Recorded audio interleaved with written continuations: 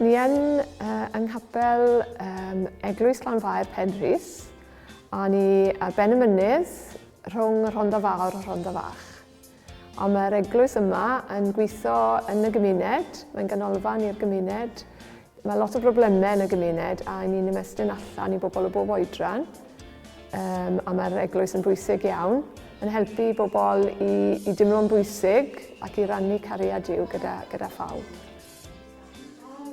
I ni wedi bod ar agor ers 5 mlynedd ar 20 nawr, a i ni'n gweithio, mae caffi gyda ni sy'n ar agor yn ystod y dydd ac yn y nos.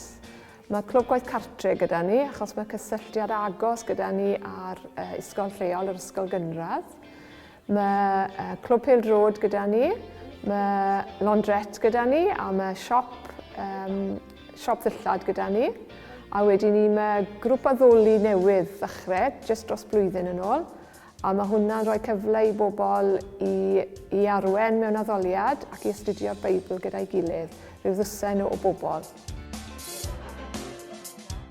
Wel, mae Rebecca gyda ni, mae hi'n gweithiwr cenhadol o Mizoram yn India, a mae hi yn gwneud pob math o waith yn y gymuned, yn enwedig gyda'r rhieni, a wedyn ni mae gŵr hi Miara, mae'n dod o Madagascar, mae fe'n wirfoddolwr llawn amser, mae fe'n gyfreithiwr gytre Madagascar, ond mae fe'n gwneud lot o waith da, yn enwedig gyda'r bobl ifanc, a wedyn ni mae 2 ferch fach gyda nhw, a wedyn ni mae dros y blynyddoedd i ni wedi cael wirfoddolwyr o wahanol gwledydd yn enwedig o Madagascar.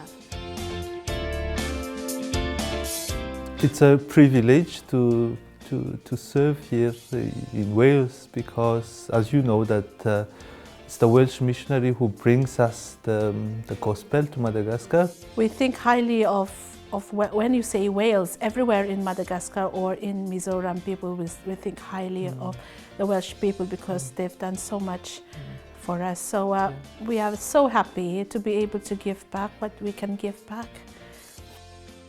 Wy'n teimlo bod Duw yn rhoi nerth i ni bob dydd achos mae pob diwrnod yn llawn. Ni ddim yn gwybod o ddydd i ddydd beth sy'n mynd i ddigwydd, a wedyn ni mae Duw yn helpu i gario ymlaen i wneud yn gorau ac i rannu gariad A wi wedi dysgu cymaint dros y blynyddoedd, a wi'n teimlo bod hi'n fraint i fod yn rhan o'r gymuned yma yn Penrhys.